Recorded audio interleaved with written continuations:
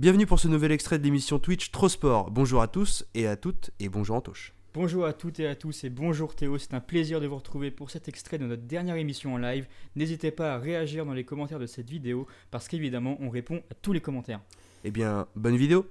Et donc Cédric Doumbé qui a climatisé, si vous me permettez ce jeu de mots un peu houleux, climatisé Klimas, Paweł Klimas, le Polonais, en deux reprises. Il avait fait cette prédiction, on se rappelle de Mystic Mac à l'époque de McGregor. Et bien là c'est The Best Doumbé qui avait prédit un KO TKO au deuxième round. Et c'est ce qu'il a obtenu, au Ground and Pound bien sûr, puisque c'est un TKO à 2 minutes 58 du deuxième round. Cédric Doumbé qui a affronté un adversaire meilleur que ceux d'avant. Il le dit lui-même à la fin et on le voit très clairement dans ce qui s'est passé, parce que voilà, un Polonais assez sérieux, globalement un peu fébrile sur certaines choses, mais quand même assez solide, en tout cas plus solide que les adversaires qu'il avait eu par le passé. Mais Cédric Doumbé qui a très bien géré son fight, on parlait de Shevchenko juste avant. Cédric, je trouve, a fait pareil, a bien géré son fight. Il avait même apparemment débriefé avec ses coachs qui lui avaient dit qu'il avait donné trop au premier round. Il a un peu baissé de régime au deuxième en prévoyant le troisième potentiellement. Et puis finalement, il n'a pas eu besoin d'aller jusqu'au troisième puisque un gros crochet gauche entre guillemets tranquille, il n'a pas mis toute la puissance dedans, mais a bien sonné son adversaire pour après venir le finir en ground and pound. Une belle trajectoire pour l'instant pour Cédric Doumbé et encore une très belle soirée pour le MMA-GP au Zénith de Paris. Ouais, superbe soirée pour le MMA-GP qui a été très promu par encore une fois Cédric Doumbé qui commence à devenir presque pas une superstar, mais une bonne star dans la sphère du MMA-FR, beaucoup de trash talk que moi j'aime bien, qui est rigolo, qui est souvent aussi bon enfant, mais lourd de sens, parce qu'il dit pas que des conneries, le Cédric Doumbé, quand il prend la parole, même en rigolant, et ça me fait penser un peu au trash talk que pouvait faire McGregor un peu à l'époque, parce qu'il l'a fait monter finalement McGregor. Là, Doumbé, il est un peu en train de faire la même chose en France, et c'est très divertissant à regarder finalement. Et on parlait de lui la dernière fois quand on le comparait à Baki, Baysungur Samsudinov. On disait que Cédric avait besoin d'expérience en MMA parce que kickboxer hyper puissant, hyper talentueux en pied-point, etc. N'empêche qu'en MMA, on l'a vu, Alexa Grasso, Cyril Gane, tout ça, il faut aussi de la lutte. Et Cédric Doumbé, on l'a très peu vu lutter, on l'a très peu vu affronter des adversaires prestigieux. Là, je dirais pas que Paweł Klimas est un adversaire prestigieux, mais en tout cas, c'est, comme il l'a dit lui-même, un bon adversaire qui lui a donné du répondant, et qui surtout, moi, ce qui m'a plu dans ce combat, c'est qu'on a vu dans le premier round Cédric Doumbé mis un peu plus en difficulté, parce qu'il a dû lutter, il a dû faire un peu de grappling, debout, examiner au sol, etc. On l'a vu lutter, on l'a vu lutter bien, et donc ça, c'est ça qui m'a fait plaisir, parce que on n'est pas juste sur quelqu'un qui trash talk parce qu'il a une puissance de frappe en kickboxing qui peut éteindre des mecs en un coup, etc. Et où derrière, il pourrait se faire emmener au sol et finalement rien pouvoir faire au sol. Non, là, on est sur quelqu'un qui prend le truc au sérieux, qui sait qu'il a des énormes facilités en kickboxing, une énorme puissance, et qui, pour le coup, bosse la lutte pour justement faire cette transition MMA et réussir en MMA. Là, on l'a vu. C'était pas forcément une lutte des grands soirs, parce qu'il n'a pas non plus un adversaire énorme en face, mais en tout cas on l'a vu lutter, on sait que il peut avoir du répondant, il peut avoir un peu de technique en lutte, et qu'avec le travail, avec l'expérience, il va pouvoir devenir la star qu'il prétend pouvoir être et qu'il mérite d'être. Et donc victoire logique de Cédric Doumbé, qui a fait un super premier round, qui a effectivement donné beaucoup dans le premier round. Et même moi je me suis dit, comment il peut avoir ce cardio pour la suite avec tout ce qu'il a donné dans le premier round. Finalement, ouais, c'est vrai que tu l'as dit, il a diminué un peu dans le deuxième et ça a été ensuite à son avantage puisqu'il a fait parler sa puissance, un peu comme d'habitude, avec un gros crochet qui a fait tomber son adversaire après du ground and pound classique qui lui, logiquement lui donne la victoire. Et en plus, comme il l'avait prédit au round 2, donc c'est ça aussi qui fait penser à Conor McGregor, les Mystic Mac, tout ça, comme tu l'as dit, c'est vrai qu'on retrouve beaucoup de ces codes finalement du trash talk qui a été un peu initié dans les MMA par McGregor et qui là est parfaitement repris par Cédric Doumbé.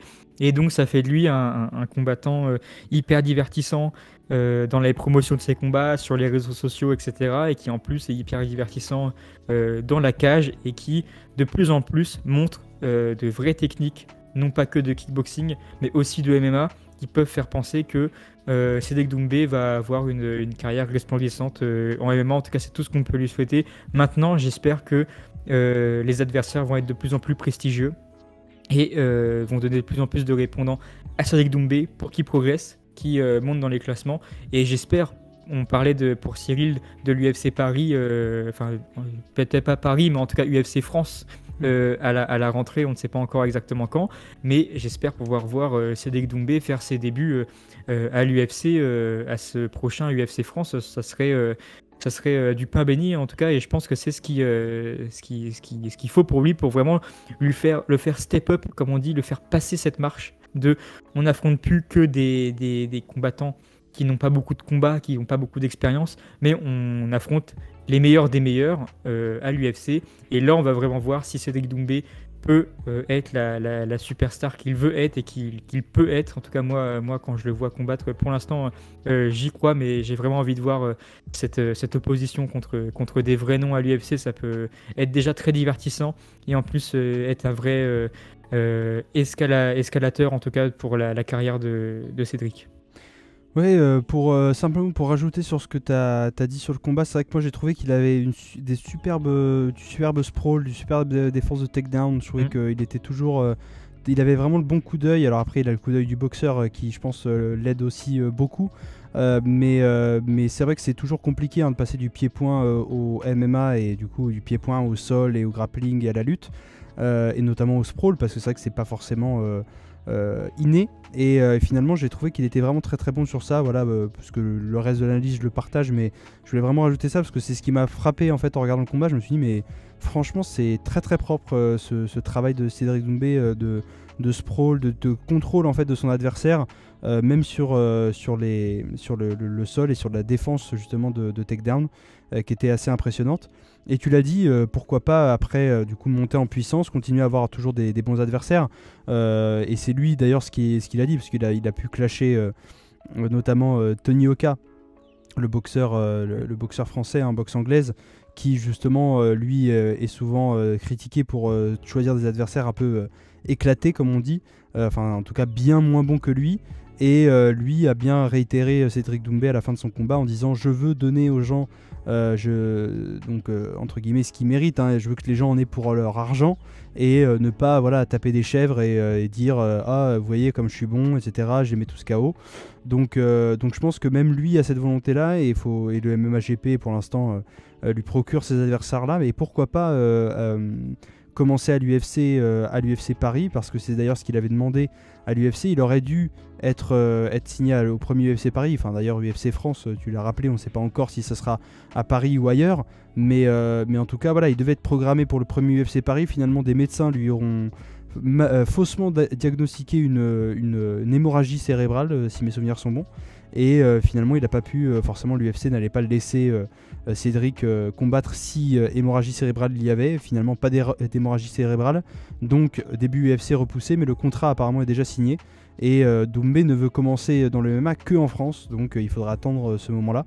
Mais s'il a déjà plusieurs combats, ce qui est le cas, et s'il continue un peu à combattre avant un potentiel UFC en France, ça pourrait être une excellente tête d'affiche et on serait vraiment ravis à la fois pour lui d'avoir un combat sur notre territoire à l'UFC, et puis en plus pour lui dans sa carrière en MMA, parce que ça voudrait dire que vraiment il est confiant dans ses capacités et que l'UFC aussi voit de belles choses et de grandes choses en lui.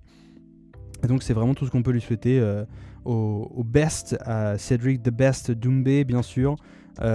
Franchement, on lui souhaite d'être le meilleur dans le MMA FR, ce qui c'est déjà selon lui ce qu'il est, puisqu'il a rappelé qu'il était le meilleur combattant français, toute génération confondue, mais surtout le meilleur dans le MMA mondial après avoir dominé le kickboxing.